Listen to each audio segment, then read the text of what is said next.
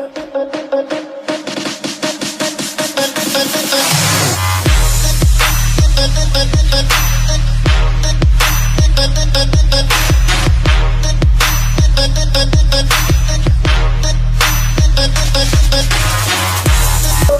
got you, Kissy. Kissy, I got you.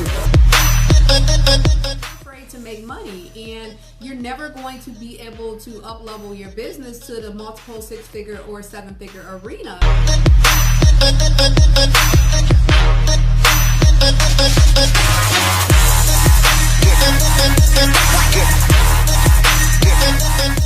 Hey everyone, welcome back to another edition of Wealth, Pop, and Manifestation with me, your host, Kissy Denise, the masterpiece, and the wonderful World King.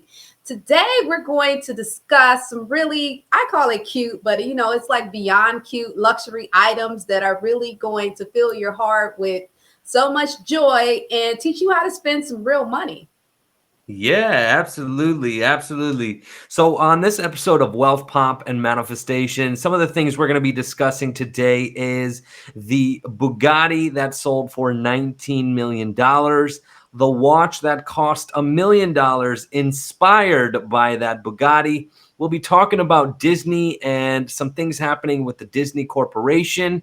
We're also going to talk about one of the world's most expensive chess sets, and also a Pokemon card just sold for over $200,000, which just mind blown.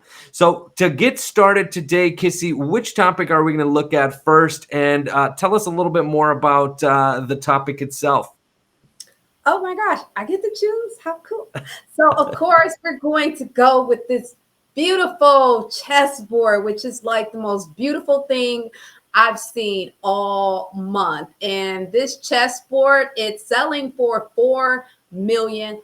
It has pearls, it has diamonds, but that's not, and these are just the pieces, okay? And you think you're a king or a queen, wait till you see the king and queen on this chessboard. But also the chessboard itself, it is just so beautiful. So do you see how the king and the queen have like real diamond crowns? And do you see how the pearls are? Oh my gosh, this is just so beautiful. And it's only $4 million. And if you had an extra $4 million, would you spend your money on this chessboard? Honestly, I would.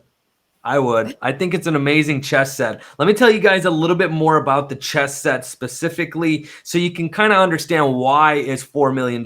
So first and foremost, the chess set is called the Pearl Royale. Beautiful name already, right? It is made by an Australian artist and goldsmith, Colin Byrne. And like Kissy, you mentioned, it's worth $4 million. Now, the reason why it's worth that much is partly in part to the materials that were used to create this masterpiece. So it is said that the pieces are made of 18 karat white gold. They are decorated with black and white South Sea pearls and covered with 513 karat diamonds and blue sapphires. Now, if that doesn't get you excited on spending your money on this chess set, I don't know what will. I'm going to put it back on the screen just to show you guys how amazing this thing looks. I mean, it is literally legendary in terms of, having this on, one of your coffee tables or somewhere in one of your luxurious rooms around the house. This thing right here is definitely a centerfold masterpiece. I think that I definitely would spend $4 million. Would you? Me and this chessboard could just get married right now. Like, I don't even need a ring. Just give me this chessboard. I will go get a little cubic ring and I will just like, you want to see my real wedding ring? I would literally just like pull out a video and show people my chessboard because this chessboard is so sexy. But I don't know if I would let anyone actually play chess on this board. I would literally say it's hands off. It might actually be in a clear case that's rotating in the middle of the room. And yeah, I wouldn't let anyone touch it. Like I just wouldn't because it's so beautiful. Like you can tell he put so much love into this board. But if he is a what did you say he was a goldsmith? Like where does a goldsmith get 4 million in materials for something like that? Like, and then it's like he did like you would think he made it for a particular person, but he didn't make it for a particular person. It's actually on sale. So it's actually really, really interesting. And yeah, I'm just going to go up into the universe and put my bid in because I want more.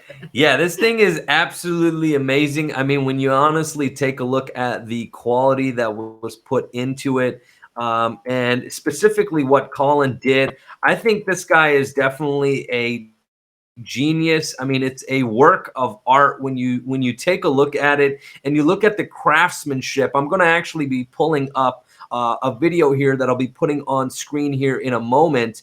And this video is specifically going to show us the craftsmanship on the actual set. I know the last video showed you just a little bit, so I just want to show you guys the Pearl Royale chess set.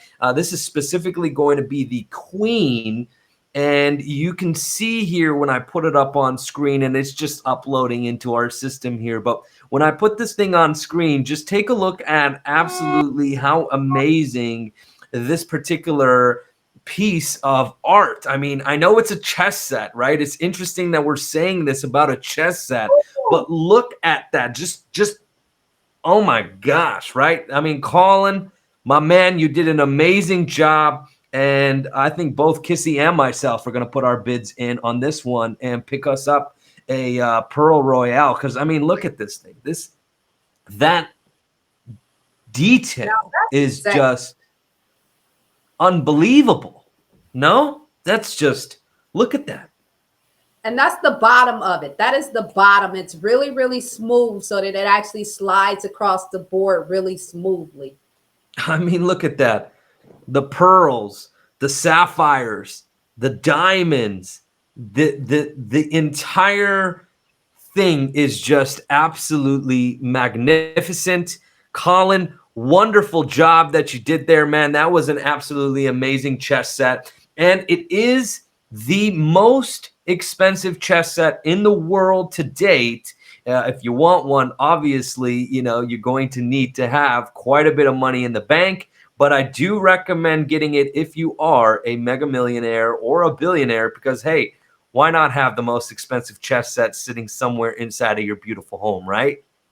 Yeah, and it definitely makes my heart warm. So if you want the beautiful women to come into your home and get super excited and really fast, you know, that chessboard will do it. Like, I'm just so in love right now. It's probably surprising for many of you guys to know that I don't actually play chess.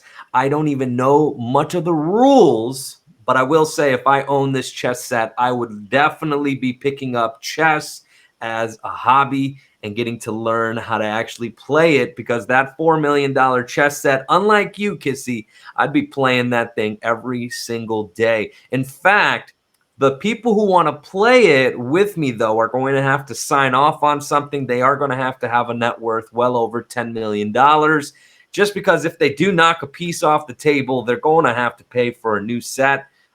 So got to make sure that they're actually, you know what I mean? Like, if you are under $1 million net worth, I've got a different chess set for you. If you're over $10 million, we can go to the Pearl Royale. You know what I mean? You feeling me? So this chessboard has to come with its own personal insurance policy. Oh yeah, and 100. Gloves, clear gloves, because I know you're just not going to let people touch this with their hands. No. They could touch it with their hands. I mean, you know, unless Colin says that's not a good idea, you know, specifically speaking to the artist. I mean, it's like diamonds. So, I mean, you know, when you have a diamond watch on or whatever, you know, your hand, right, and the temperature of your fingers, I don't think ruin the jewelry. But again, we'll have to ask Colin. I'll have to specifically, you know, take the advice of the creator. Because if he does say we need gloves, then hell yeah, we're using gloves. There's no doubt about it. Well, you know, what kind of jewelry cleaner will you use on such a beautiful piece? Yeah, I don't even actually know specifically. I think I will just take it to, the jewelry shop that handles this high-end jewelry and have them take care of it, I'm sure there's specific cloth or, some type of a material that you could just like, wipe the actual pieces with to keep them, and keep their shine and keep their glitz and glamour, if you will. But you know what? These are some questions that we need to talk to Colin about. Colin, if you're watching this show right now, give us a buzz. We'd love to definitely put you on and see what else, what other amazing things do you have cooking in the Colin Byrne art collection. So, on to the next topic, though. I want to talk about something very, very specific since we are talking about jewelry and, well, not really jewelry, but this is definitely a jewelry type of an item if you think about the chess set. What I want to talk about is a Jacob & Co. watch, and specifically it's a watch that they made for Bugatti, and it's inspired by the actual Bugatti that was stolen in 1938. So there's this whole story all about the Bugatti that was stolen in 1938, and there's a watch that is now actually been inspired by it. So I want to share with you guys this story of the 1938 Bugatti, because if you haven't heard this story before, it is a story that literally I feel kind of symbolizes Bugatti. And also, it's a story that Bugatti took to create their La Voiture Noire, their black car, which sold for $19 million in 2019. So let me share with you guys this story here, Kissy. So on the eve of World War II, okay, one of four Bugatti Type 57 SC Atlantic coupes vanished without a trace. Okay, so there were only four of these Bugattis that were actually made, and this was a Bugatti that was created by Jean Bugatti, the eldest son of the company founder.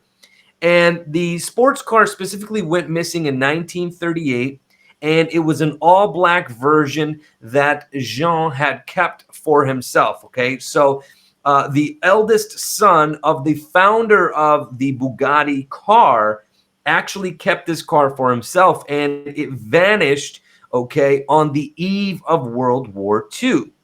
Now, a lot of people, Kissy, are speculating that this coupe, this legendary car, if it was to, somehow come out of thin air, someone was to present it and say that they have this car, it is said that this car could be worth as much as $100 million. Okay. Now, speculators say that the car was most likely moved to a safe location in France when Germany invaded, but no one actually knows for sure. So this Bugatti Type 57 SC Atlantic Coupe, it's a beautiful, beautiful car. And again, this particular car inspired, right, the mystery of the car and the whole, story around it inspired Bugatti to create a car they called La Voiture Noire, and that stands for the black car.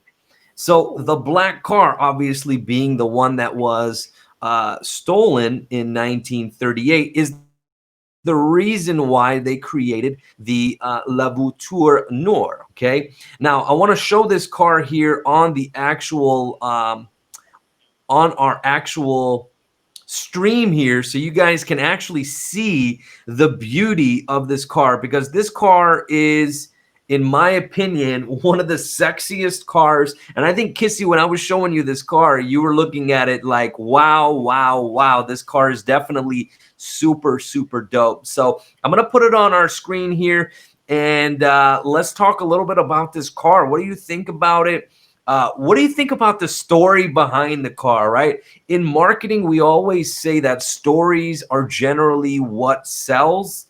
rather than, just going out there and saying, buy my car, right? People love the stories. So I think that the fact that this car has an amazing story, and shout out to Business Insider for this amazing video. This right here is the $19 million Bugatti. Now, this also happens to be one of the world's most expensive cars. I believe it still holds the title, Kissy, for the world's most expensive car. And there's only one of them that was ever actually made in the world. So this car right here is the only one. And this right here that you see on the screen, this classic car, that is the 1938 heist vehicle, right? The car that was literally stolen and there's no traces of it. And then this right here, this beautiful masterpiece that we are looking at. Oh, wow. What a car. What a vehicle. This is the $19 million car. What are your thoughts about this, Kissy? I literally just want to lay on the hood of it in like a really sexy dress and do a photo shoot, and then just take it for a ride to a really nice restaurant and pull up on the red carpet and take pictures. And when people ask who I am, just say, hey, I'm the masterpiece. Isn't this car a masterpiece? And just walk off like I'm just so philosophical. Like I'm dreaming. You just want to lay right on that, you said. Just lay right on the hood in a very, very sexy dress and just bam. You just want to be a stunner. You just want to just stunt it.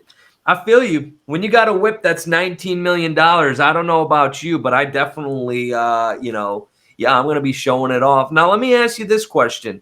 Considering your $4 million chess set, right, the Pearl Royale, is something that's going to be encased, and basically you said it's going to be on like a rotating, it's going to be an art piece. Is this also an art piece for you, Kissy?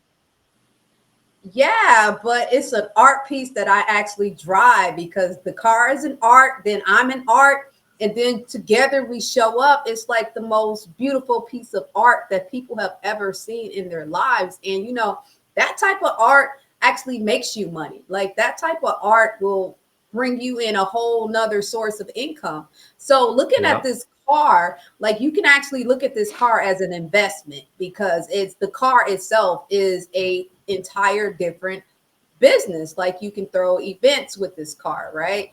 You can have an auction with this car to hey, you want to sit in my car for 50 minutes? I mean, yeah, you could totally do something like that, but I don't know if I would want somebody sitting in a $19 million car unless their net worth was $100 million or above. I mean, it goes to the whole, like, hey, man, you know how when you go to a theme park, the theme park says that you got to be X amount tall?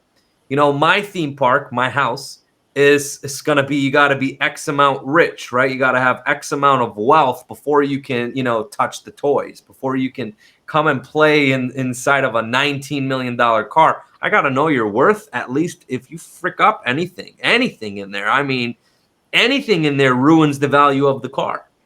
You know what I'm saying? Like if you drive that car and you get you drive that car and a little rock from the road, the asphalt pops up and nicks the paint, your car ain't worth $19 million anymore. You know what I'm saying?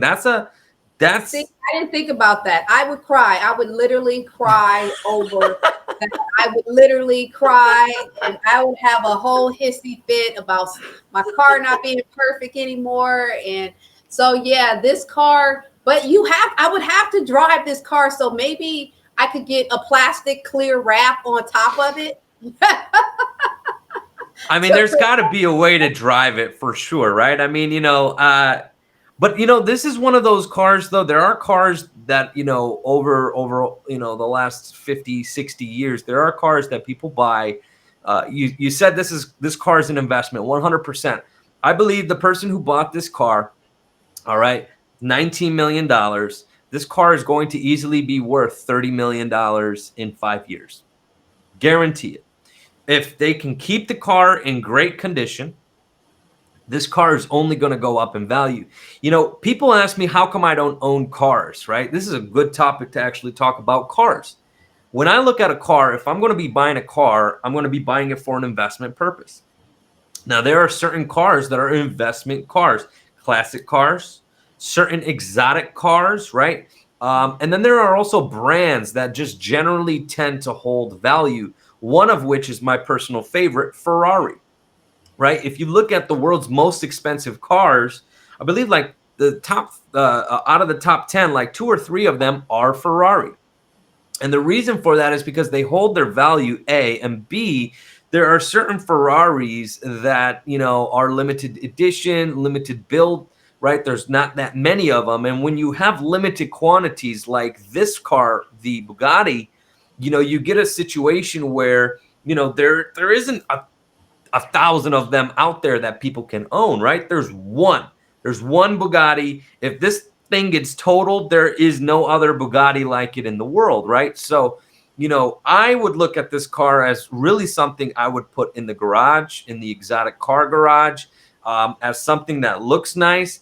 But I don't know. I mean, for $19 million, I mean, I'll tell it to you like this, because see, I know I know a couple people who own valet companies, okay? And specifically here in Palm Beach, I know one of the biggest valet company owners.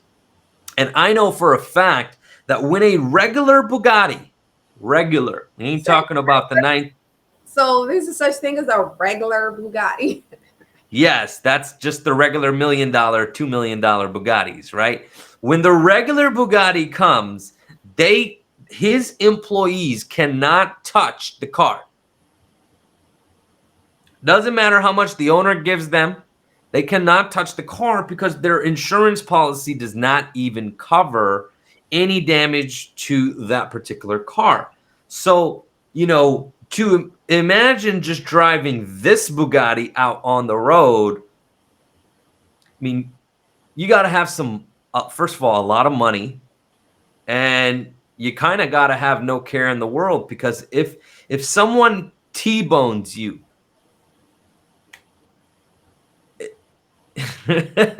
first I'm driving the car. I'm driving the car, and I will go find a little happy little kid who is a car enthusiast and fanatic who knows everything, and I will pull up on him and say, "Hey, you want to see this car?" And just watch his little face light up. Like, I'm a little different. Like, there is no point of having like super beautiful things, minus the chessboard. You cannot touch the chessboard, but the car is like, you have to drive it. Like, I just could not sit that. But I know a lot of people do own these very beautiful, you know, car collections, and they don't touch them. And I guess we all have just different things, but it's just really kind of fascinating that, you know, you have to valet your own car at that point. So I don't know, but I guess I wouldn't mind pulling up at a restaurant, because you have to leave me out front at that point. Like, what other car would be out front? And then I'm going to need you to clear some space. You know, there could be no cars directly in front of me or behind me. And Exactly. I would just talk to someone, meet them. Like me, I'm a girl. Like, some guy would say, "Hey, let me walk you to your car," because, you know, guys love walking up to women and they won't leave. You know, they just keep going till we get to the car and get to my car. And then he just knows, because this car speaks so freaking high that you don't even need to say anything. It's like, "Oh, I gotta go." Yeah. I mean, you know, so I view it a little differently. So the people who have cars and car collections, they do that because those are investments, right? So, you know, you buy this. I'll give you an example. Floyd Mayweather, Money Mayweather, right? Floyd Mayweather bought, I'm pretty sure, the Bugatti when it came out, 3 of them. 3 of them. And this was $1 million car, and he bought 3 of them. And people are like, why is this guy buying that? Why is Floyd Mayweather buying 3 Bugattis? And funny thing, I don't know what the time length was, but it was literally months after he purchased those. Each of those cars were worth $3 million. Wow. Okay. So like what I'm saying is like, This car, you want to drive it. It's $19 million. If you want a car to drive, go buy the $1 million Bugatti. You know what I'm saying? That's the way I look at it. Go buy the million. You have so much money anyways. Go buy the daily driver Bugatti. And then this car right here, this is a car that, like, I mean, I know you want to drive it. It would have to be driven on like a racetrack where all the rocks have been cleared from the pavement. Like, that's how I would take care of it, to be real honest with you. Just because I know that this car is going to be worth one day $50 million. Or we would have to build a track around the house, very smooth track, so that Well, that's what I'm talking about. Have it on the racetrack in the back or something like that. Going around. But I mean, even then, even if you sweep everything, there's always still something that can pop up and boom, hit a windshield, nick the side, fender or whatever, people don't think about it when they're driving the $100,000 Mercedes because they're not a big deal. You get a nick here and there and you're fine. You got a $19 million Bugatti. That's one of one. Inspired by a 1938 car. There was only 4 of them. That is now vanished. That's worth over $100 million if somebody was to present it and say, hey, I have the 1938 stolen Bugatti. This car is a fortune. This car is literally going to be sold. I see if this car can remain intact as a collector, okay, I see that this car is going to fetch itself over $50 million. It is so beautiful. I just keep it in my head that there's some type of heaven where you can drive that car and it won't get a nick. Yeah, I mean, Oh see, the thing my about it is, like, you have to think about the next person, right? If you're buying a car like this, you have to think about the next person because that's who you're making the profit off of, right? You bought it for $19 million and you're going to sell it for $30 million in 5 years, 10 years from now, right? You have to think, if this car has a lot of miles on it, first and foremost, the more miles a car gets, no matter if it's a collector or a regular car, it depreciates in value, right? The more miles put on the car. But when you're talking about a collector car like this, it's $19 million. And if it's got more than 1,000 miles on it, the next person is not going to be too interested in purchasing it for as much as it could fetch, right? It's like one of the next topics we're going to talk about, right? The Pokemon card. If that Pokemon card was an actual used card where people put it in their Pokemon decks and used it, and there was use and abuse on the card, it would not fetch the price we're going to tell you guys this particular card fetched, right? So, it's different when you're looking at it from an investment standpoint than when you're looking at it from a pure pleasure, right? From a pure pleasure standpoint, you could get the Bugatti Chiron, $2-3 million, which is less than this one, and you can take that one out. You can go and you'll feel all right. It's not going to be great getting a nick on the front bumper or something like that, but there's more than one Chiron. It's not the only one. I mean, from a supply and demand. If you look at it from an investment perspective, it's like anything else, like the chessboard. I wouldn't want the chessboard to get messed up, but in the car, it's a very expensive investment. And I'm still thinking that even though it's an investment, like, you're gonna drive it. No, I'm past that now, okay? Because the nick has kind of stuck in my head now, and I just don't want it to get nicked, right? But it's such a beautiful piece. Like, how long do you keep something like that before you pass it on and allow someone else to experience the joy of it? I think that's to each collector their own, right? There are certain collectors that will buy things and will hold on to it till the day they die. You know what I'm saying? Like, it's not even a money thing. It's hey, you want to see my collection? I've got the most amazing cars. I've got the most amazing artwork. like, you know, having a museum of the most amazing paintings from the most world famous painters, you know, yeah, obviously you're going to make money from that if you do sell it and if you do get rid of, you know, your stuff. But I feel like collectors, you know, it's that inner child, right? When we were kids, right? There were so many passions that we had that, you know, when you get this wealth, when you have so much money, and I'm talking hundreds of millions of dollars or more, right? That's the type of wealth we're talking. Those are the type of people that are going to be buying these things, right? People like us, you know, are buying these things. But when you have less than that and you're just rich, right? You're going to go out and buy the AMG. You're going to go out and get the, you know, the Mercedes, the 200, 300,000 Benz, or the Lamborghini Huracan, or whatever, you know what I'm saying? The still expensive cars, right? Still beautiful vehicles, but this is a different kind of wealth here. This is the type of wealth that, you know, it's a passion of yours. I just want to have, you know, the best cars. I just want to have a car collection of like Jay Leno's garage. You know what I'm saying? I mean, he's got a car garage. Now, he drives a lot of his vehicles, but there are a bunch of them in there that are classics that are untouchable. I mean, you know, he might fire them up once in a while, but, you know, realistically speaking, he isn't driving it out of the garage because he understands that that car, he bought it for $1 million, for example, and it's a 1968 or whatever, right?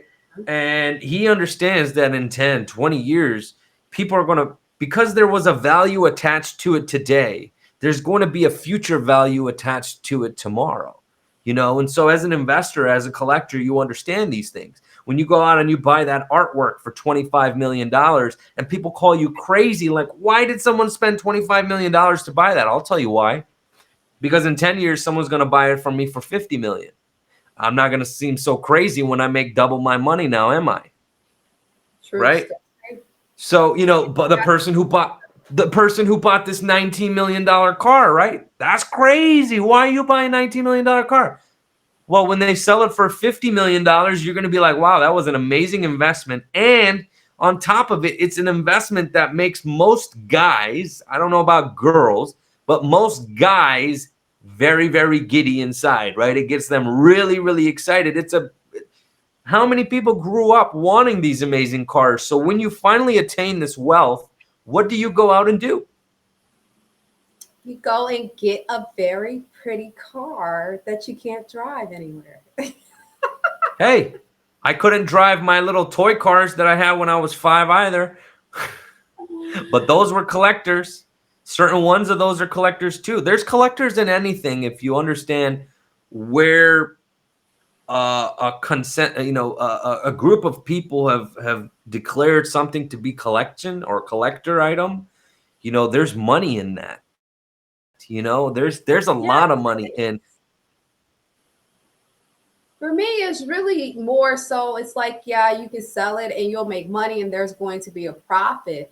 But just being able to wake up and see the beauty that you have collected brings you so much joy to see yourself surrounded with that kind of beauty. I agree. And, you know, because it takes a lot of love to go into these pieces. Like people kind of focus on the big luxury price tags of them, but I more or so really deeply see the eye of the person who created these masterpieces and the love that goes into them.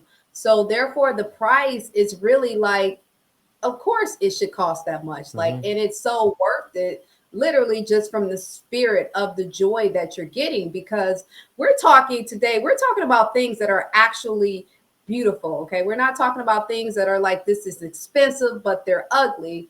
These are very expensive items that really bring joy to your soul, because you have to have a certain level of accomplishment and achievement in your life to be able to obtain these items. So that's just super joy. You wake up in the morning and, you know, if you ever forget you're a boss, just go look at your car collection. Yep.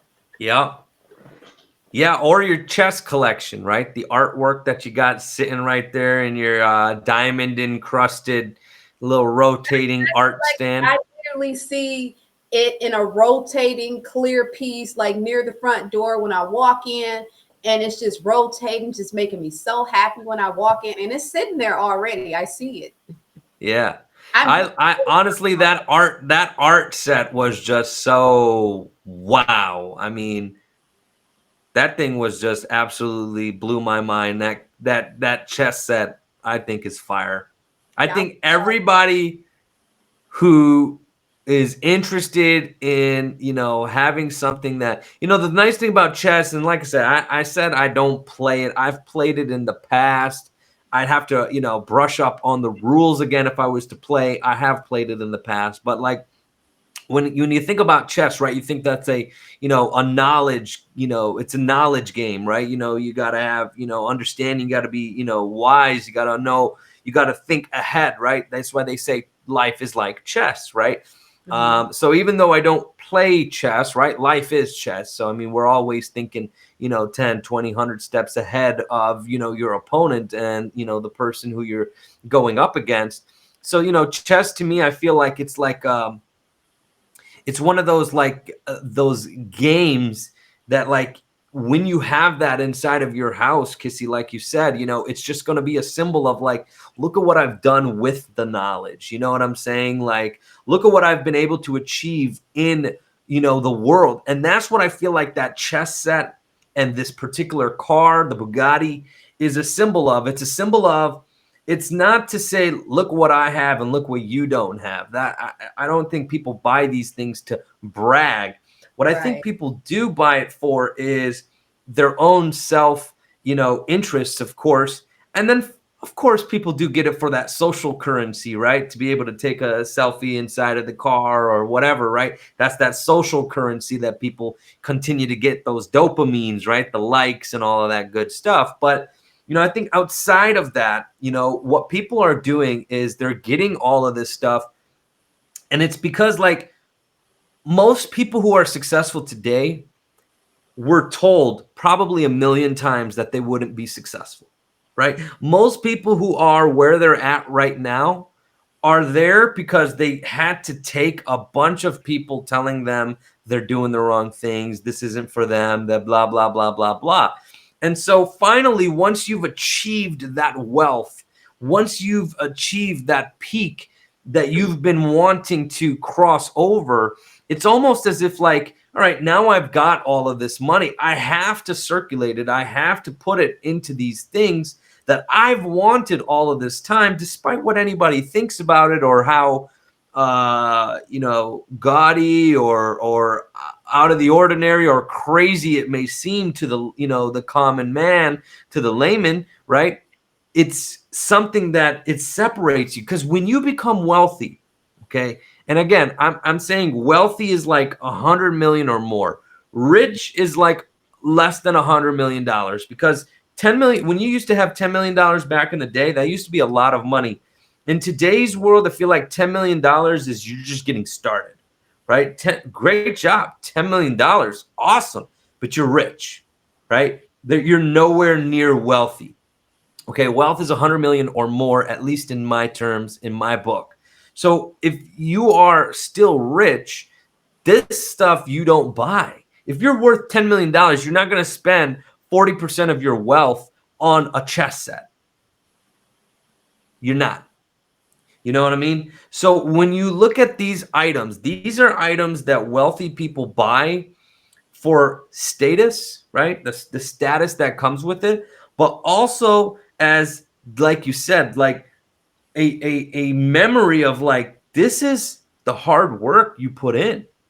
Mm-hmm. This is all the people telling you all the things negative and how you're doing it wrong and how you should live your life and all of these things. This Bugatti symbolizes, it's like the biggest FU if you think about it. I mean, in my opinion, that's the only reason I would buy it. Literally the only reason I would get that Bugatti is A, for an investment, and 2, to just say FU. That's that FU money. Hell yeah. You know what I'm saying? If you got that FU money, I mean, which is 100 million or more. Anything less than $100 million is not FU money, but it's still money, right? But when you got more than $100 million and you've got money to spend and circulate, I recommend go out there and buy some of the things, you know, no matter the price tag, because the price tag is just a tag showing you how much success you've attained. And the fact that you can afford something that most people don't even make in a lifetime. Nobody makes 19. Most people don't make $19 million. If they worked 24/7, 365, they wouldn't make $19 million in their lifetime. You know what I'm saying? So, And I think these pieces, though, to, the owners of them, I think, I mean, even though those are investments, I really believe that the investments, just being able to look at them, is going to bring you more money simply because of the joy you get from it. And when you're in a state of joy and exuberance, you come up with even more, wealthy ideas. You never know what idea could manifest in your mind simply from looking at that chessboard or picking up the chess piece. See, because for me, everything it's not really about other people. It's kind of about me and the beauty of life. I love yeah. collecting beautiful things. I love beautiful people. So when you wake up in the morning, you're surrounded by all of this beauty that is very unique, and nobody else has this car, nobody else has this chessboard, and it's just like unique to your spirit. Like some of these things kind of speak to your spirit, and I think that joy is worth more than the financial investment itself. Yeah, I agree. That I that is agree. I mean, you bringing up what is called a wealth trigger, right? So, yeah. I've got a lot of wealth triggers in my house, in my studio, everywhere.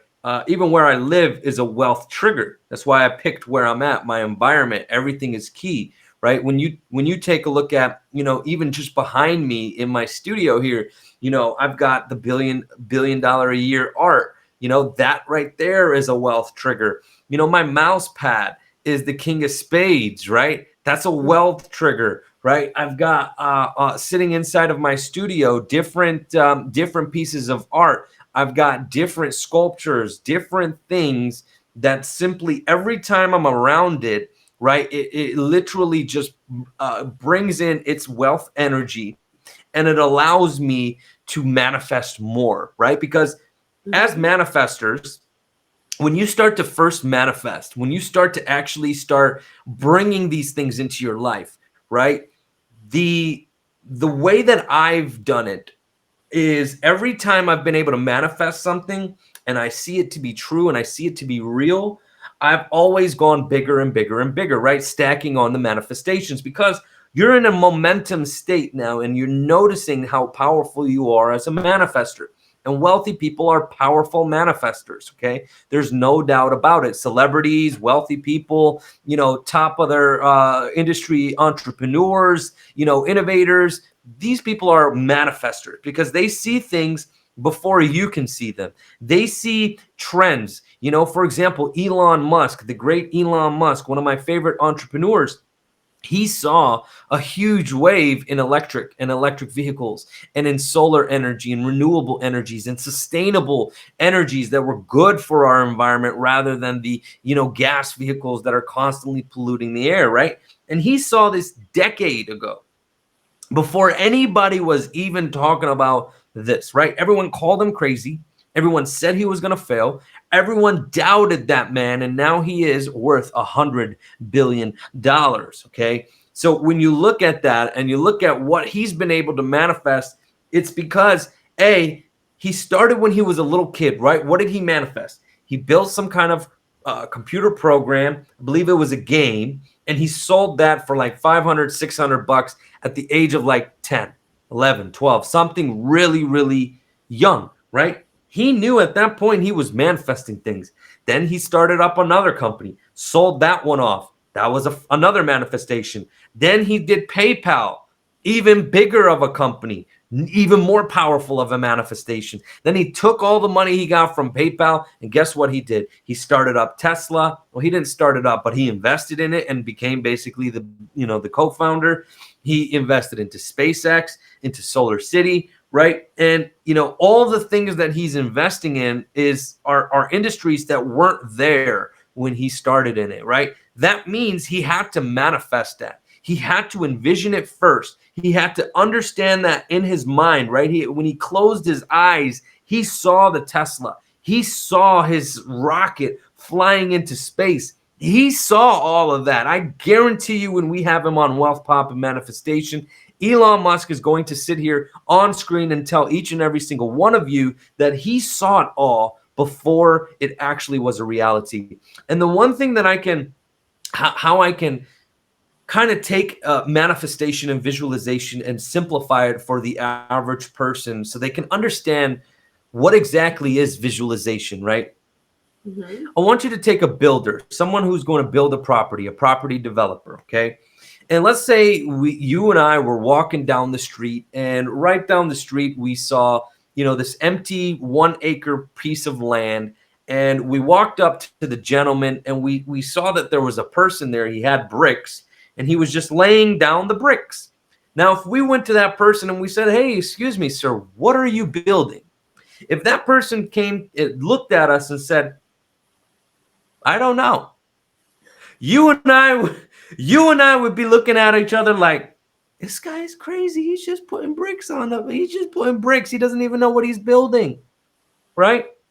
Now, that's somebody who's not visualized or envisioned what they're working towards, right? They're building with no clarity. They're building with no vision. They're building with no clear, concise mission, Then we go down the street and we see another 1 acre lot, and we see another person laying down some bricks. We go to that person and we say, "Hey, what are you building?" This person pulls out a whole blueprint.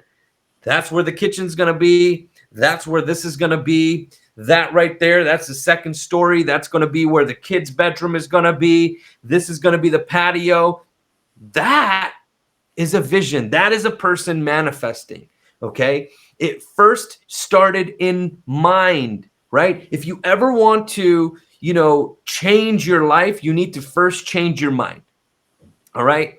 That's the most important thing. Your mental health, your mental state, your mind is key, right? The great Tony Robbins tells you, if you follow Tony Robbins, which you highly recommend, I believe everyone should. The guy spits so much truth and knowledge. But Tony Robbins literally says, if you want to change your life, you need to change your mental state. And if you understand that everything starts in here, then you can finally be able to receive what you are really wanting to achieve. Because if you have it in mind, then you can begin to take the steps to achieving that, right? Because if you're building this 3,200 square foot home, and it's going to be 3-bed or 4-bed and 2-bath, and exactly, you've created the blueprint. Mm-hmm. The chances of you failing are far less than the guy who's just putting bricks down like, "Yeah, I don't know what I'm building, but hopefully it'll come up to be something," right? Well, the person just you quit. So, like you said, once you have the vision, it's already done. It's already done before you even get started. All you have to do is take the first step and just keep going, piling it on until you take a step back. And it's just like, wow, I really just manifested all of this. And that house is there with the room, and maybe there's, now you're having a rooftop party from a concept that you thought of in your head, and now you're overlooking the entire Hollywood. And that's literally what people do. Yep. It's funny that you bring that up, talking about law of attraction, success stories, and talking about, envisioning and seeing things. You brought up before our segment, before our episode today, you asked me a question, and the question was an interesting question. You said, "Do you feel like what we're doing now, we've already done it, in our minds, and like we're now just actually seeing it in fruition. And when you asked me that question, I said no, I don't feel that way, right? And you were like, oh, okay, because I feel that way. What I wanted to clarify, I want to clarify why I said no, because I do understand what you're saying. How come I said no is because when I see things, okay, in my mind, right, I only see small glimpses of it. I have to visualize the rest, but I never fully visualize anything in its entirety. I visualize enough to get me to the next steps. And then essentially my visualization has to grow over time. Like, okay, if I want to visualize the perfect home for me, for example, right? I can see maybe 20% of that home, 30% of that home in the first go around. Close my eyes, get into a deep state of mind, and I can see me walking through the home, but I won't be able to fully fulfill the 100% visualization. I cannot fully see that home unless, which is why my visualization videos are so powerful, unless you have the visual of what you are envisioning ahead of time, right? So for me, I know it's for a lot of people, because 8 out of 10 people, Kissy, actually don't know how to visualize. So basically 80% of the world has no creative imagination. They don't understand how to bring about their life into existence. So each person is different. I have heard of a lot of people who have, and similar to you, who have very similar experiences where they feel like what they're living through in this present moment is something they've already either dreamt about, right? It's happened to me in the past. There have been some examples that I can give you where, like, the moment when I was in that moment, I felt like this was deja vu, right? You almost feel like, look, I've been here before. I swear, like, I feel it. I know it, but I haven't been here, right? And it's because you were there in your mind, you were there in a state of being, right, at one point in time. And that could be your future self coming back to you currently right now and showing you a glimpse of the future, right? Because sometimes you need to pull in your higher self. You need to pull somebody, some spiritual power from the future, right? It's you. You're all connected, right? Your past, present, and your future is all one. So if you understand that you can pull from the future and you can see those things, I think that's what your spiritual ability is showing you, Kissy, is that you may have a lot of your future self is just showing you your path. And each person is different. I feel like every manifestor that I've talked to manifests in slightly different ways. Like I said, for me, it's more of a stack, right? So like when I'm doing my first visualization of a new dream home, for example, I'm envisioning as much of it as I can, but I also know that my visualization gets clearer the more times I visualize and focus on it. And that's kind of how ideas formulate, right? So going back to this builder, the one who has the blueprint and everything, and he's imagining this 1 acre property into this home and all of this stuff. And, he can point and show you where the bedrooms are going to be and everything, right? That's not something that happened in one visualization or even 2 visualizations. That's something that developed, who knows how long, but it could be over a course of, weeks, days, months, even years, right? Before you get full clarity of what you are really envisioning. So, for me, I feel like I'm a little bit of a different person when it comes to that, but I have for sure had some instances, not a lot, where it definitely felt like deja vu. So I just wanted to give you a little clarity on why I said what I said Yeah, off I like show. that because you gave me insight on me, and that is how I work, which is why my clients is like they could be coaching with 20 people before me. They could spend $100,000 on coaching. And when they get to me, all of a sudden they get such immense amount of clarity because I can see the future. It's really weird. I can see the future, like, but sometimes it's kind of different. Like you and I'm like, yeah, I've done this before. But in a way, I kind of know we kind of did it as teenagers. We were like kind of somehow you were in one room and you were manifesting something, and I was in another room manifesting, and we were kind of doing it together. And then now here it's like it has come together, because when I saw the vision, I wasn't just doing it with somebody. I can see that I was literally doing this specifically with you. So I'm always just like, so I just love how just to see it all just come alive. This is still so fun to me. Like I still manifest like a little kid. Like I just get so much joy and gratitude and appreciation from it, because most of the world, and most people, we don't really talk about this, but most people who are buying $4 million chessboards and $19 million cars, they are surrounded with beautiful, like-minded, visionary type of Yep. people. So they're on a certain energy and a vibration. And a lot of people they can't visualize, because number one, they're not around people who speak life into them and also Yep. have a vision. So I think this brings up an important point, is if you really want to learn how to visualize, you have to put yourself around other creatives who are also visualizers, because like you and we can see things about each other because we can see things about ourselves. So when you're surrounded by such people, your manifestations become easier because you're aligned. Yep. I couldn't have said it any better. Yeah, 100%. I mean, your net worth is your network, right? They say that all the time. It's a saying that you guys need to understand. Your net worth is your network, right? So you need to be out there networking and connecting with the right people.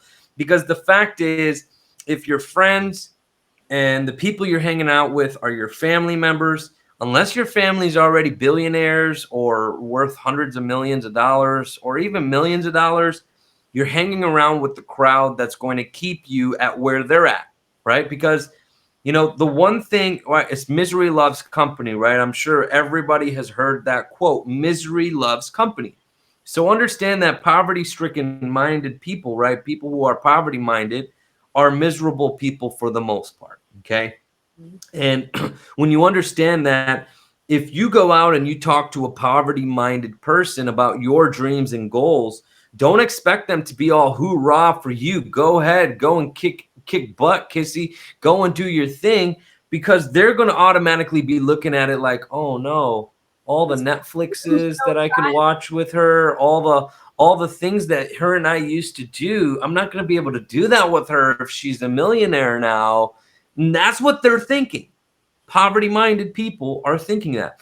Wealthy-minded people are supporting you because they understand that their network getting stronger means their network is getting stronger. Therefore, their net worth is also growing, right? So, successful people want to see other people succeed because they know that if those people are in their network, then their network is growing and expanding and becoming more and more powerful, right? You're only as strong as your weakest link. So if our weakest link is somebody who's worth $10 million, then our objective is to take that 10 millionaire and make them $100 million, right? Because we want to make our network more and more powerful. So if the people that are surrounded in your network right now are not people who are wealth-minded, people who are success-minded, people who are inspired by innovation, inspired by making some huge positive changes in the world, and obviously enriching themselves along the way. If those aren't the people that you have surrounded yourself with, then what I recommend is that you take a step back, evaluate each person in your life. Obviously, if your mom and dad or your brother and sisters aren't millionaires, I wouldn't say cut them out completely. However, what I would say is on the weekends, right, when they're not working their 9 to 5 and you're being invited to their house, say no, right? Find someone else. Find Space like some frontier. That's what I call it. Space like the final frontier. Like you need to clear some Yep. space. because when you're trying to manifest, you want to be out in the universe, you need to clear space from negative people. Not that you don't love them, not that you're going to lose them, but you want to give some distance, Yep. like World King said, so that you have time to manifest your desires in your mind and visualize and stay in that happy place without somebody, and interrupting the visualization. Because once you start visualizing, if you keep tapping into it, the vision will become more and more clear each Yep. time. I remember when I first heard the Mhm. law of attraction, I was trying to visualize a Range Rover, and I was just like, why can I not visualize this Range Rover outside? I was so frustrated about it. And I don't know what happened, but I changed my visualization process in alignment with just me. I did this little tweak thing with a bowling ball. So after I did this bowling ball thing, like, yeah, and then I got to the point where I could go walk in a dealership and get the Range Rover, and I was like, I don't even want it anymore. But and now though, I can visualize whenever I want. Like every day is a visualization day. Yeah, absolutely.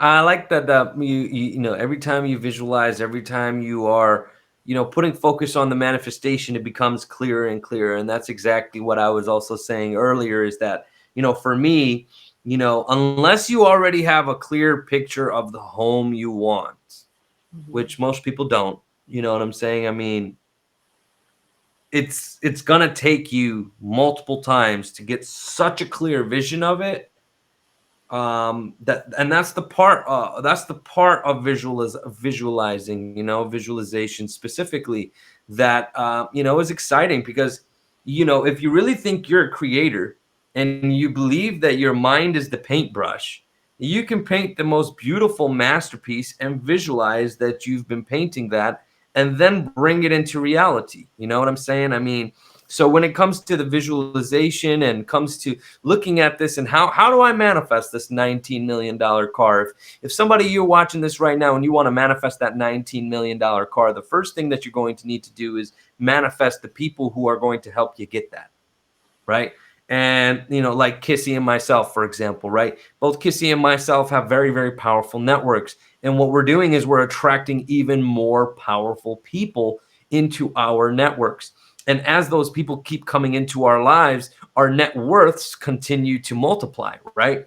And so we do that because we have a conscious understanding and we're clear minded in what we're headed towards. So we understand our vision, we visualize it, we affirm it, right? We put all of our energy into it, into our focus, and then we take action, right? That's the biggest key. If you ask anybody who's a manifester, who's manifested millions, billions, who's manifested, being a famous actor, celebrity, whatever, anytime we ask any one of them, the same thing is said from each and every single one of them, that they had a very, very hard journey to get there, right? And that journey is what made them who they are today. And people were so in a world where people want that instant gratification, and that's what gets people in trouble,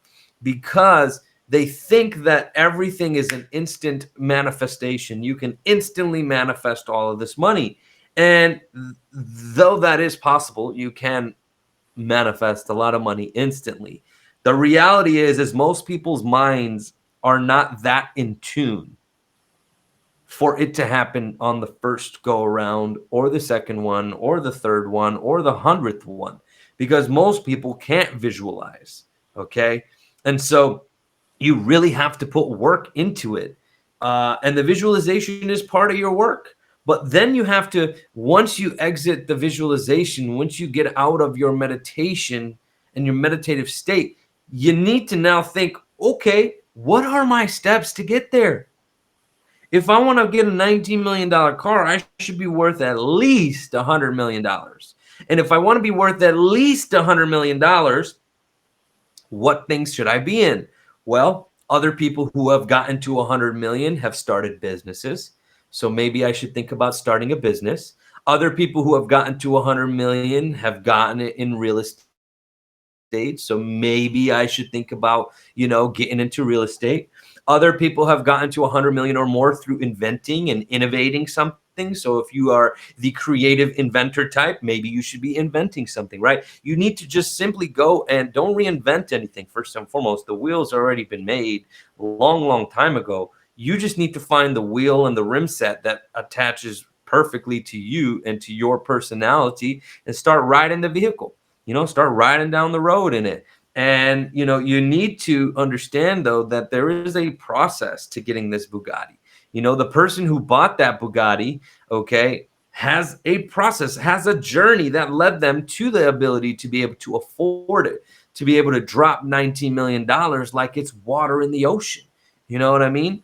I mean, when you understand that money, I saw something the other day, and it blew my mind. I'm pretty sure it was a TikTok. Okay. I hopped onto TikTok because I was deciding whether or not I was going to delete the app or not, because I have no idea whether or not it's going to be worth it for me in regards to my own personal brand. So I decided to scroll through TikTok, and one of the TikToks was talking about money. And I wish somehow you could search for TikToks or something, because, can't find the video, and would be nice to have, been able to find, to be able to find that video. But they were talking about how, like, the modern day market, the modern day trade system was started by the Phoenicians, and the Phoenicians were a bunch of sailors. And so, like, how this guy started his video is he said, the word sail, like having a sail, SALE, equals sail, SAIL, because these Phoenicians, what they would do is they would go to these towns, and they would post their ships at the at the edge of the town, but still in the water, and then they would put their sails up. And so you would know that they were having a sale. The Phoenician ship has come, and you can go out to the ship and you can go and buy stuff from their ship. And then they were talking about how, like, many of the words that we talk about money comes from the Phoenicians, right? Currency. Why do we call it a currency? Because of the current, the water current, right? The currency. And it was a great video. I honest to God, it was like a really good TikTok. That was amazing TikTok. Yeah, I wish I could find it again. I don't know how to find them. Just gave it to us. Like, we don't have it, but you just gave us what we needed from it. Like, that was the visual. Like, I saw the boat, I saw the sail going up, I saw the people seeing the sail, I saw the people walking towards the sail, I saw the boat in the water, I saw the current running around the boat, and then I saw products being sold. Like, that was dope. And flow. Think about the flow, right? What is cash flow? What is money flow, right? It's a flow of water. And basically the point of this TikTok, and shout out to whoever, look, anybody who knows what TikTok I'm talking about, just drop it in the comments below. Let's give some love to that TikToker who dropped some knowledge on us, because that was, I didn't think I was going to find value in TikTok, which is why I didn't think about bookmarking this, or whatever the word is on TikTok. What do they do nowadays? But archiving it. But yeah, I mean, he was literally explaining how, like, the flow, like, if you're having an issue with money, right, then you need to change your flow. You need to change your mindset. And this is something we always talk about, right? Changing the flow of money. But understanding, though, that, all trade and market, right, these terms that we use, sale and currency and cash flow and all of these things, right, where it comes from is, the Phoenicians and how they used to do trade. Because the Phoenicians, if you look them up, they were a small empire, if you will, but they were so influential because they took their ships to all the different places in, I believe it was the Mediterranean Sea, or one of those areas in Europe, Asia, where they would literally just take their ships. And that's what they would do. They would put their sails up, and people would know that's a sail. And then, the currency, the flow of money, cash flow, all of that comes from the simple fact that trade originally, right, before the internet, before planes, before all of that, trade was mostly done through ships, right? I mean, once humanity got the ship, right, the boat, then they were able to go through, and travel, right? Before that, you had literally caravans, right, with donkeys and horses. That would be how you would trade. You literally, took your caravan and you went from city to city. So when the Phoenicians, went out and they did this, that's was the whole how the sale was created, currencies and things of that nature. And so when you understand that, like, the flow of money has always been around water, then you understand that you can also change your life and your circumstances with money through water as well. um Yeah, because water, it changes your frequency, and that's why when you see most millionaire homes, especially in the Hollywood Hills, they have a pool, a big pool, because homes with a pool or a body of water are blessed. Mhm. Not only that, you'll see a lot of water fountains, water features, koi ponds, all different types of stuff. Absolutely, water is key. And there's even, I don't know if you've heard of the manifestation method, where you take two glass, or you take a water, you put it in a glass, and then this is your old life. You label it old life or whatever. It's the 2 cup manifestation method. Um, which I don't know if you have heard of it or not, Kissy, but basically, what you're doing is you are looking at your old life, which has the water in it right now, and then you're looking at your new life, which is empty. And then, what you're supposed to do is obviously, envision your life, envision what you want while looking at that new cup and knowing that what you want is all in that new cup. And then you take the old life and you dump the water into the new cup, say some more affirmations or prayers, and then you drink it from the new cup. Oh, no, I never heard of that. I like that. Oh, I Mhm. like that. Yeah, you're definitely going to have to Yeah, clip I that. should do a video on that. I'm going to do a video on the 2 cup Yeah. manifestation method on the channel.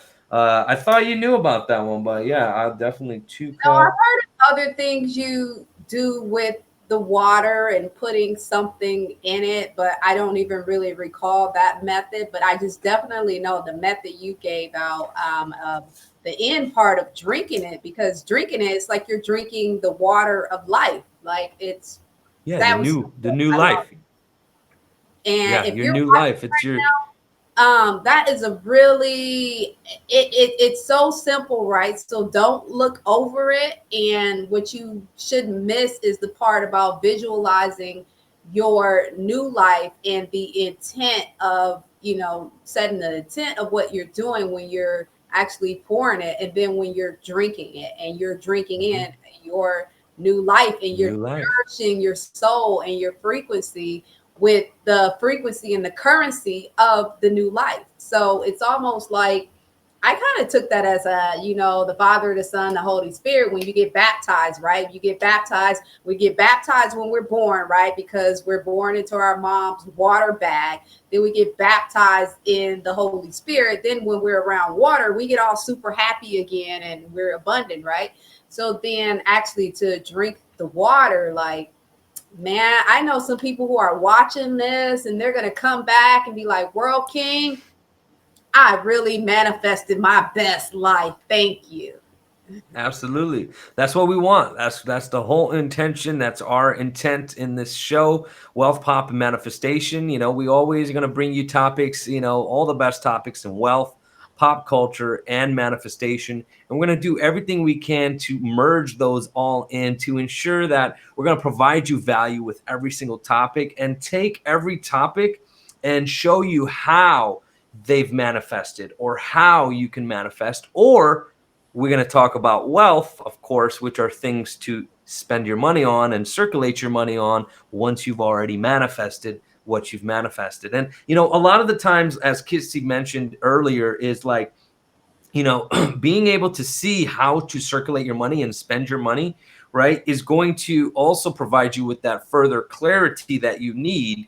Because a lot of the times, right, people say, all right, I want to be a millionaire. Okay, that's great. What are you going to do with the money? When you ask them what are they going to do with the money, they'll say, oh, I'm going to buy a house, I'm going to buy a car, I'm going to travel. Okay, great. 98% of people say the same exact thing. So what are you doing differently? How are you going to define your life specifically? Because if you just say the general vague answer that you think people want to hear and that you really think you want, it's not enough to get even closer to what it is. Like, get specific on the house. I want a house that's 5 bedrooms, 5 bath, 10,000 square feet, that's got an infinity pool overlooking the city, whatever it is, right? But get clearer on that, right? I mean, you don't have to specifically, draw out the full blueprint of the house, but I mean, at least have an idea of what? It's helpful if you do draw something, though. Yeah, I mean, you can journal, right? There's a lot of power in journaling and scripting, right? So if you want to script your life, which is one of the manifestation techniques, and also another one I should really do a video on, scripting and journaling, getting some good clarity in regards to different ideas to do for the channel. But, you could literally script it. So you can say, write like a movie script about your life, right? So you can literally go and you can say, I just walked into the 13,000 square foot mansion with high ceilings and this most beautiful chandelier at the entryway, and to my left I could go down the hall, to the right I can enter into the kitchen, whatever it is. At least you are defining and becoming clearer on what it is that you are manifesting. If I just say I want a big home, well, guess what? What is a big home? You know what I mean? Be clearer on what that big home actually is. If I want to manifest what? So that could be a big empty home. You don't want to manifest a big empty home. You want to manifest a big, fully, beautifully furnished home according to your soul and your soul desires. Exactly. If you want that $4 million chess set, which room is it going to be in? Envision that. Is it going to be in the room that is to the left? Is it going to be in the room to the right? Where is it in your house? You know what I mean? Like, and like Kissy said, if you have to, or if you want to, draw it out. Draw the blueprint of your home. Draw out how it's going to look, because the more you create it, the more you take it from here and you put it on paper, or you put it on a plan, a blueprint, the more likely it is to become real, right? If you want to manifest $100 million, right, figure out how you're going to get there. Like we talked about earlier, you're either doing real estate, you're inventing something, you're starting a business, right? You're becoming a famous actor, whatever your vision is to get to the $100 million. Now you need to take steps towards that. Okay, because if you want to be a famous actor, right, you don't just wake up one day and you're a famous actor. You need to take the steps. What are the steps? Well, you need to go to every single possible audition that you can right now and go and audition, right? Even if you suck, you need to go out there and you need to put yourself in and around that lifestyle, so that way you can feel the energy and the high vibrations of what it will feel like when you are that famous actor. If you want to be successful in business, you need to determine which industry, which niche you're going to get in. You're going to have to figure out how to get to those things, how to market your business, advertise, etc., right? So if you want to get to the $100 million, nobody's saying you can't. In fact, we're the ones telling you can. But we're here telling you, though, it's going to require a plan. Without a plan, you're going to be lost. I promise you, you will be lost. There will be no clarity. You will take some steps maybe towards those dreams and goals, but you will stumble upon not knowing where to go next, because you haven't defined what your steps of progress is. Right? If you don't know what those steps are, what the journey requires to get to where you're going to go, it's going to be very hard for you to continue going, because as human beings, right, we need progress. We need progress. That's the key to getting us moving forward. That's why goals are so powerful, ladies and gentlemen, is because you have progress towards those goals, right? You can define what that progress is, and you can go back and now you can analyze it. You can determine whether or not you made the right move, the wrong move, what you need to do differently. You can learn from your failures and your successes, and you continue to build on that. And one day you'll wake up and literally the whole thing you've ever envisioned is yours. It'll be right there. You could be like, party, every morning is a party, every morning is a party. It's a celebration of yourself and what you have manifested. And once you start seeing that you really are a creator and you really are manifesting, then like World King said earlier, then you start stacking your manifestations and you get bigger and bigger and bigger, because when you manifest one thing big, that gives you more faith and you increase it. But in order to increase your faith and multiply your manifestations, you have to learn how to spend your money and circulate it, and you have to decide what it is that you want and that you're seeking. Because sometimes people want to make $100 million, but what are you going to spend $100 million on? So you actually need to set a goal of getting something that will allow you to utilize that $100 million. Yep. Absolutely. I completely agree 100% with everything that you just said, Kissy. And before we end today's episode, we have two more topics that I wanted to touch on. Want to real quick just segue into the addition of the Bugatti story. So the Bugatti story of the Type 57 SC Atlantic Coupe that vanished. That particular Bugatti and the new $19 million car actually inspired a $1 million watch by Jacob and Co. All right, so this particular watch is a very unique diamond heavy piece. It's absolutely amazing. It literally is, made to pay homage to that automotive mystery, right, of the car that disappeared on the eve of World War II. And this particular this particular watch that was made based and inspired off of the Bugatti La Voiture Noire is an absolutely amazing timepiece. Now, what I'm going to do, Kissy, is I'm going to show everyone here the $500,000 version of the watch, because there is no actual great videos of this particular watch that we wanted to show you guys. But this watch right here on its own is something that, is absolutely mind-blowing. So this right here is the twin turbo Bugatti watch. The one that we're talking about specifically for the $19 million car, though, is the twin turbo, and it is specifically the twin turbo Furious Bugatti La Montre Noire. Okay, so it's literally, the watch is amazing. It's fashioned from 18 karat black gold, and it's invisibly set with 344 natural black baguette cut sapphires. Okay, and it says even the watch's black gold and black titanium deployant buckle is also gem set. Okay, now the watch is patterned after, like I said, the twin turbo Furious model, which is shown right now on the screen.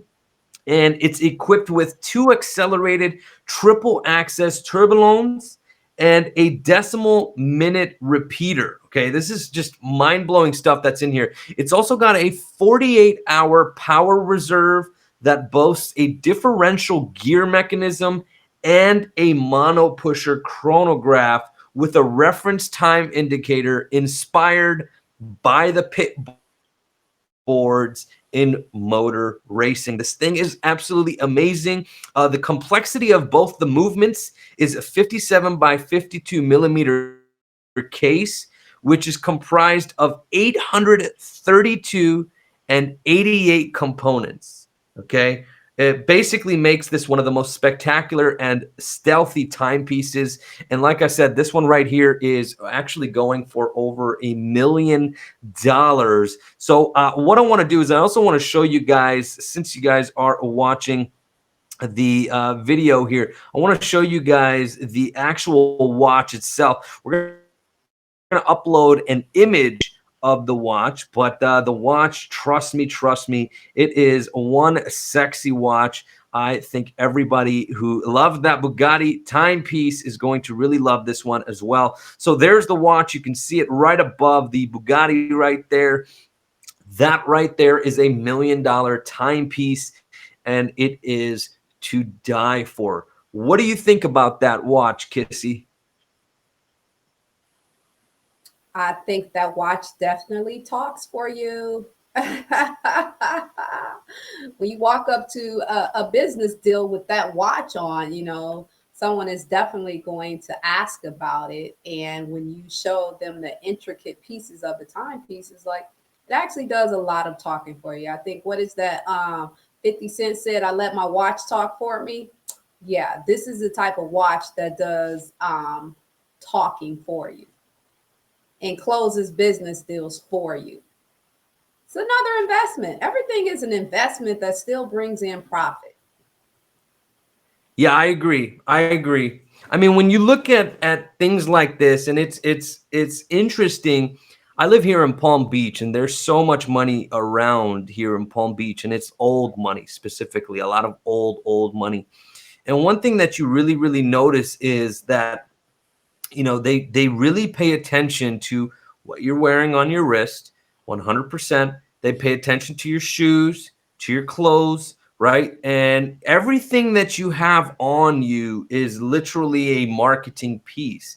And like Kissy said, if you have $1 million timepiece on the wrist, it's much easier for you to go out there and get investors to invest in your idea than if you were to walk into that same room with the same idea, but looking like a hobo, or looking like, you just, you know, you just caught a train like a hobo. You know what I'm saying? Everything's all torn and ripped, and you don't look the part. It could be the best idea, the most amazing idea, but at the end of the day, it's the presentation that's key. And if your presentation doesn't match what people want, right? They want to feel like the idea they're investing in is going to make them more money. And generally speaking, that's why they invest into ideas that come from people with money already. You know what I'm saying? If I want to go out and get a $50 million investment for a property development, here in Florida, for example, I can't walk in there with an Apple Watch. Even though it's a $500 watch, I got an Apple Watch, right? It's $500-$600 watch. You can't walk in there with an Apple Watch. I mean, it's that simple, right? At minimum, you got to have a Rolex, $10,000, $15,000 Rolex. If you're going to go in there expecting to get millions of dollars invested, right? I mean, we're talking about a $50 million investment. That's a lot of funds that we have to raise. Even if it's only 20% of that, you still have to raise a lot of money. So when you're looking at that, understand that perception is reality. Even if you aren't the wealthiest person in the world or the richest person in the world, if you can create that perception, people will invest in you. People will, support you. It's really sad to say it that way, right? Because, I'm sure a lot of people, are listening to me right now and are going to say, okay, so does that mean fake it till you make it? No. What I'm simply saying is Highest self and be your absolute best, look your absolute best, and don't focus on what you feel like you don't have. Like a nice watch is an investment. Like I know I was listening to Diddy and he said he went and bought a Range Rover for a business meeting, and maybe it was his last or something. He bought the Range Rover, but when he pulled up in that Range Rover, he closed the deal. So perception is reality. A lot of heart center people often have to understand that if you want to teach and help other people, it's not all about you, right? Because you know the way things go and the knowledge people need, but people's perception is how they choose to purchase things. They make buying decisions with their eyes. Mm-hmm. Amen. 100%, Kissy. Kissy, the boss, the queen, the masterpiece. She knows what she's talking about.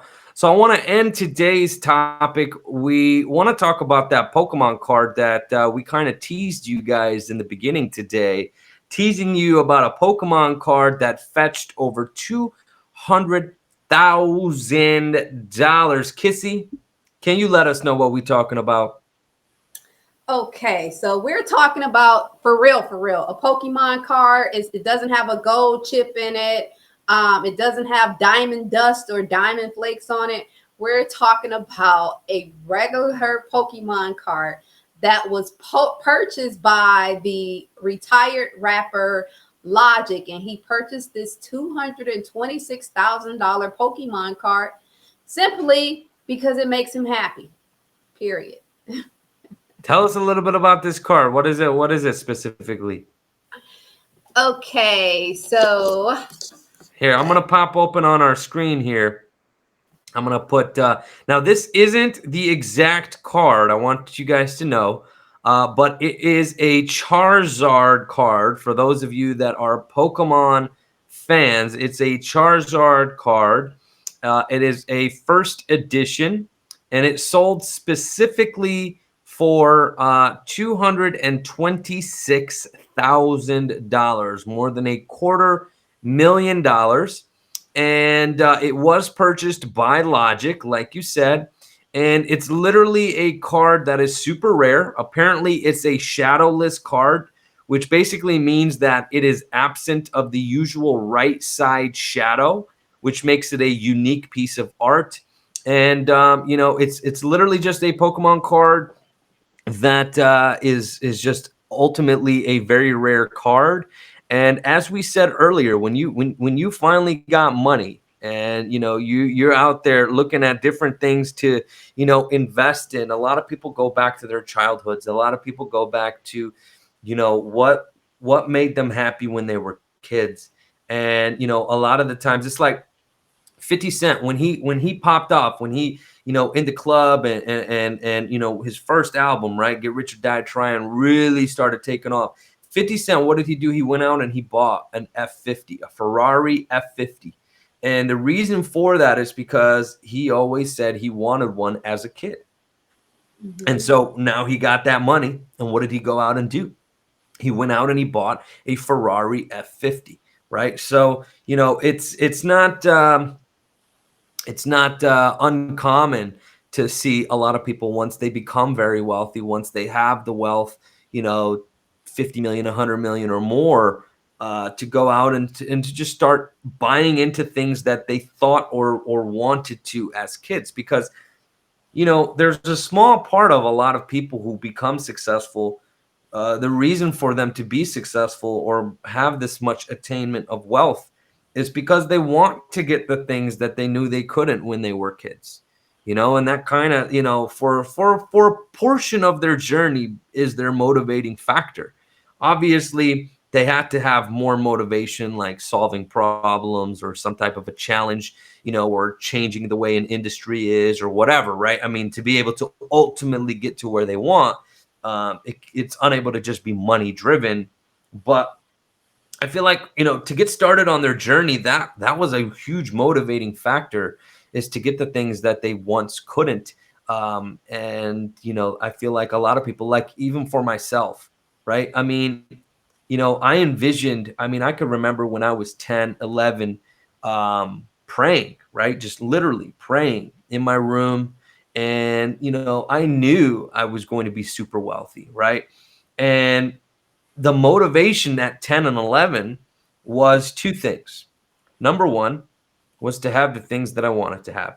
And number two was to definitely rub it in a lot of people's faces, because there was a lot of people who, doubted you. Even at those ages, 10, 11, 12, you have a lot of haters that start to present themselves, from family to friends to teachers to coaches to just everybody, basically all wants to just poop on your dreams. You know what I mean? That's just how people are.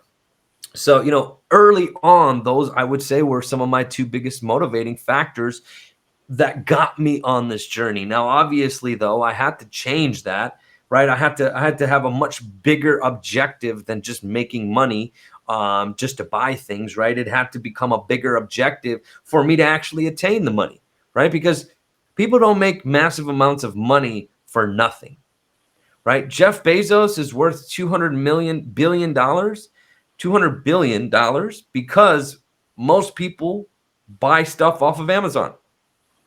So the man has literally positively affected millions of people's lives. He's definitely should be worth $200 billion, right? Right. You look at Elon Musk, worth $100 billion. You look at Bill Gates, we're over $100 billion. You look at these people, Mark Zuckerberg, over $100 billion. You know, Mark Zuckerberg connected a world through Facebook, right? Bill Gates empowered businesses and people with the computer, with PC, with Windows, with Microsoft Word, and all those things.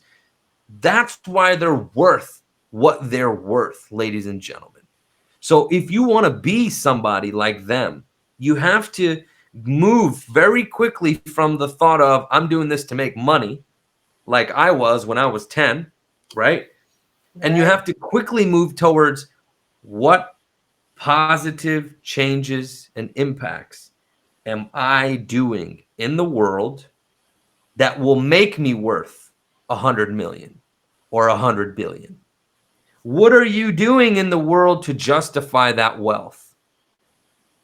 And that's what real financial freedom actually, I mean, that's what real freedom in this world actually is being able to care about other people, because caring about other people is really what gives you the idea and the thoughts to go and manifest these powerful businesses, because you want to help make life easier for others. And that's how you end up obtaining your own financial freedom, is through the freedom of thought of actually caring about other people. Yep, 100%. You know, I'm gonna end on this note. I always tell people, because people ask me, you know, why do you help so many people for free, right? A lot of people wonder that, because obviously there's a lot of people online attempting to sell courses and attempting to defraud a lot of people. Really, the selling courses is not the issue. It's how they're doing it. It's what they're marketing, how they're misleading people, you know, to get them to buy in, right? That's really the issue. But you know, I tell people, I said, okay, you want to be a multimillionaire, right? You want to be worth $100 million, let's say. I said, okay, imagine you are worth $100 million today. Close your eyes. Imagine you are worth $100 million today. You've also bought everything you could imagine: the boat, the yacht, the jet skis. You got, you know, you traveled the world. Imagine you've done it all. What next? Let's figure out how you can change the world next. I mean, you know, Again and most again. And people don't get to the point in life to where they can think past, I need the money, I need money, I need money, right? They always are in the need, the poverty mindset. So most people are unable to get past that and then think of the wealthy mindset. And the wealthy minded person has got all the money, has got all the wealth, has got everything that most poor people would love to have. But yet that person wakes up every single day and needs motivation. I promise you, the new Bentley is not the motivation they're waking up every day for. nope. Okay. It might be a part of the celebration or the motivation, if you will, but it's definitely nowhere near their biggest motivating factor.